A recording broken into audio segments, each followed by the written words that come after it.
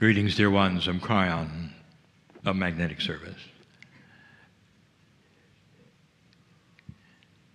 The group is here to participate in a series of teachings regarding what happened in Lemuria. This is the second of 5 channels. In these things that we speak of regarding some mysteries about the past that is so far away from you that it cannot be proven, these things, they take on almost mythology. Anyone stumbling on this channel about Lemuria will make an assumption that this is what those who are esoteric are like. They take a subject that never happened and expand it into their own reality, and then they run circles and sing around it. That's who you are. Just ask many people. That there's no substantive reality that could possibly explain many of the things you believe. Dear ones, I would like to say something to you, and that is this. The reason we teach what we teach is so that you will understand the honoring that Spirit, God, Creator has for you. That's the only reason. We are not invested in a false history to make you feel good. There is no reason to take you on a journey that is mythology so that somehow you'll feel better about yourself today. The fact that it is not provable is also an alignment with thousands of things that you're going to discover that today are not provable until you dig far enough. Until geologists have revelations about perhaps what really happened on the planet instead of what you think happened based upon what you see and assume. And so what you're looking for, again, is the plea to all those who are science-minded, the plea to get out of the box of what you've been told or what you believe today based upon what you've studied and what you've assumed about what might have taken place on this planet. There is wonderful, magical, if you wish, information about the human being that is still yet to be revealed.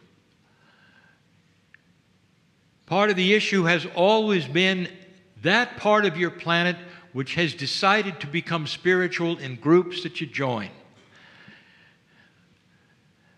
And in those groups that you join is also the love of God. It's always there, dear ones.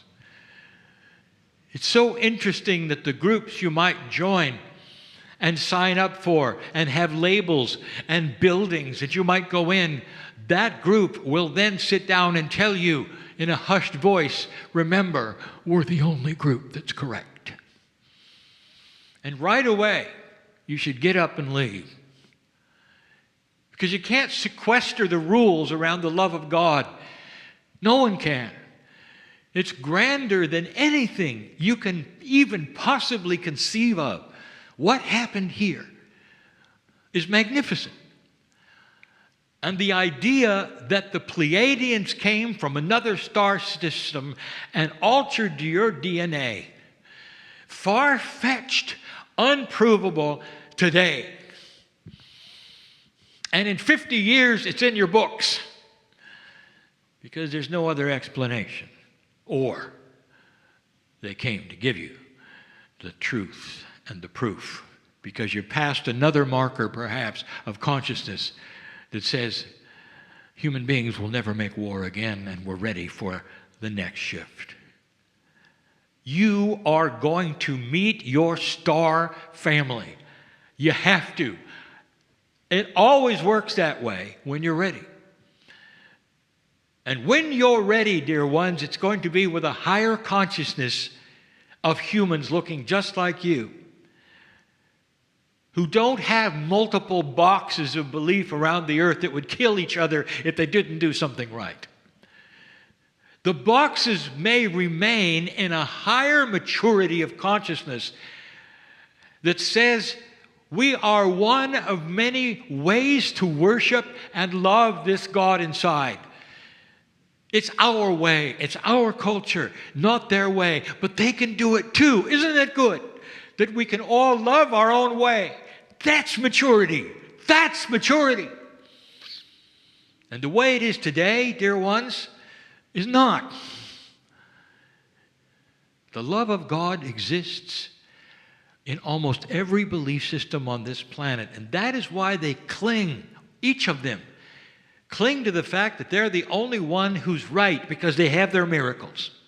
And if they looked around, the others would have their miracles. And if they looked around, they all have their miracles, because this is how you're treated, dear ones, with honor and beauty and the ability to have good things and benevolent things in all the boxes of religion.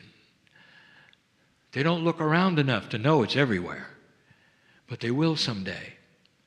And this is going to alter in a benevolent way through leaders who have these kinds of aha experiences of allowance. Imagine.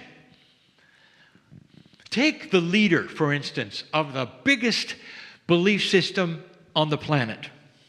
That leader would have to have some changes happening right now. The leadership itself would have to be on another track. Well, it is.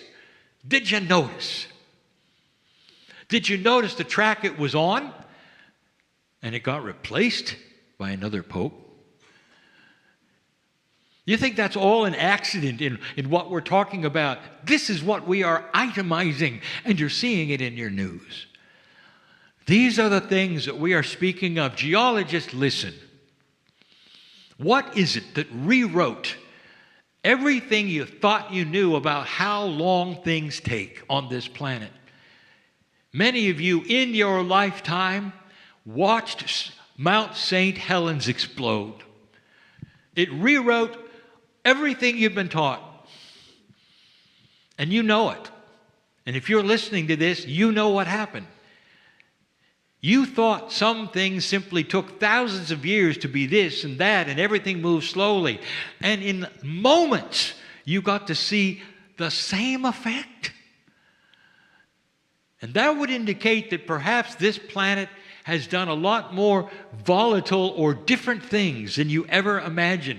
The bias is you measure everything as though it was happening right now, as you look around today, saying this is how long it takes for water to erode this and that, and this is how long it takes for the layers to grow and become sediment and that, and never knowing, never understanding that literally on this planet it was a different paradigm before you got here.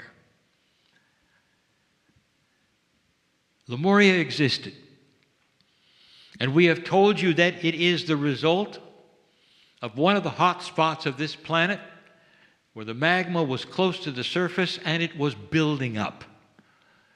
And rather than it poking through and having flank eruptions in that place you call Hawaii, it simply built, and a bubble pushed up the mountain. And it was volatile, and it was before humans got here. And it was here for a very long time. That mountain called Mu in the middle of the Pacific was a feature on the planet. And it wasn't plate tectonics that did it, it was the hot spot that did it. And then when it was finished, it subsided. But it didn't simply subside, it started to get bigger, and when it did, that was the point in time where there were eruptions. And the flank explosions happened, and those in Lemuria were frightened by it and started to leave. And slowly that mountain sunk. But that was Lemuria. And it was big. And it was very high. And we've told you about it. And channel after channel, we've given you the minutiae of it and how it was and the life on it and what was being taught. But there are those who would still say, well, I can't believe any of that because there really was no Lemuria. It sunk, but not all the way. It became what is now today the Hawaiian Islands. The Lemurians, who were part of that experience, dear ones, had no idea that it wouldn't go under completely, and they left, all of them but a few. And the few who remained have a legacy even today, and maybe I haven't figured it out. Where would you be safe if the island was sinking and sinking and sinking, this huge continent of Mu and becoming these islands? What would be safe?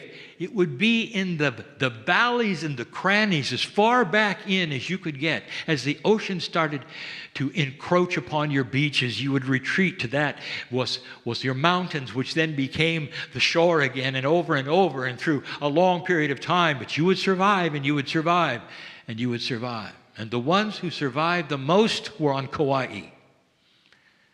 Today, Kauai, dear ones, is protected. It's protected from invasion. It's protected from, let us say, inappropriate use. It's protected in so many different ways. Did you see that with Aniki? Did you even pay attention? How many storms have you seen take a right angle at the last minute? Go to a place and scrub it, and when it's done, then leave. Floridians, you know about storms. You know tracking. You know the potentials. You know what the climatologists will tell you, where it's going. It doesn't simply sit offshore, take a right angle, and come and hit you. That's what happened with Kauai. There have been many times in history where pieces and parts of that sacred island remains of Lemuria were protected, and that's one of them. Of all of the Hawaiian Islands, dear ones, that is the most Lemurian. Ask Melihaw, who died there. There are some mythological creatures that they tell about in the ancient Hawaiians, in those crannies, in those places where tourists cannot go, even today on the ocean. They're on one of the famous coasts. It's so beautiful. You ever heard of the Menehune? They are the Pleiadians. They're the remains.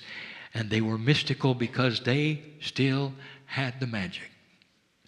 And they remained and remained and remained for such a long time that even today, the Hawaiians will talk about in the valleys of the Menehune.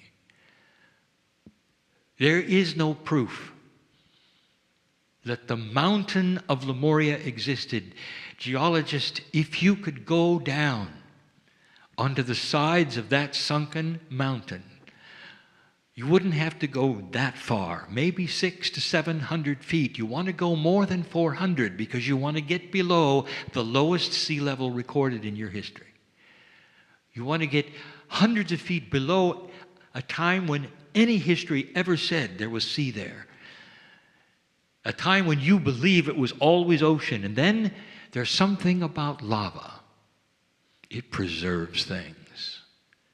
If you drill in the right place and you can get through the sediment that has gathered on those shelves for thousands of years, if you had that ability and you could drill, you'd find it. You'd find plant life which shouldn't have been there.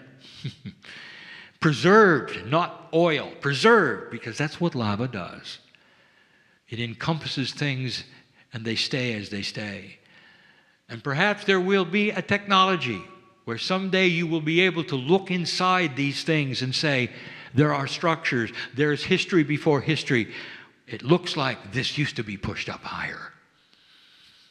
And if that occurs, dear ones, and you're around to hear it, I want you to remember this channel today.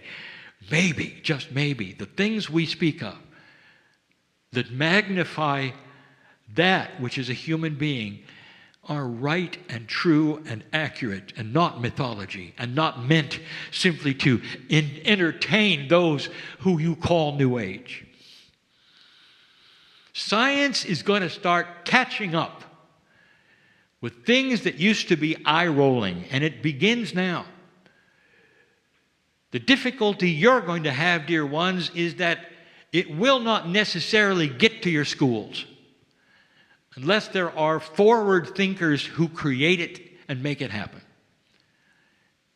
Because education is one of the slowest things you have to move off of the peg of where it wants to be. And government is the second one, not the first. So you have a job before you. And the old souls in the room, some of you know who I'm speaking, will have this job to discover what you discover and present it to the planet so that regular people see it and forget the science and the reporting that says you have to go through. Believe me, if regular people start to use inventions that your government say cannot be done, it will get attention.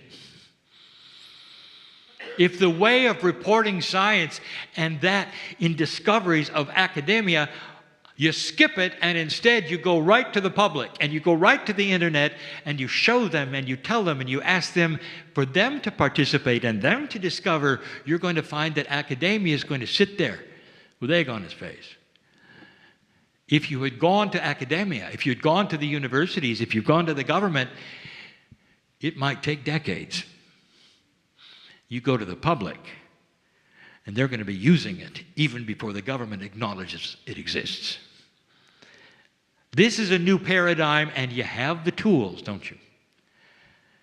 One of the reasons the internet and social media has raced forward at the degree it has is to prepare this planet to be informed in a different paradigm, with scientists who are not afraid to do it, not afraid they'll lose tenure at a university, who gather together in groups in order to solve the world's problems because they needed solving, not because they might get a prize.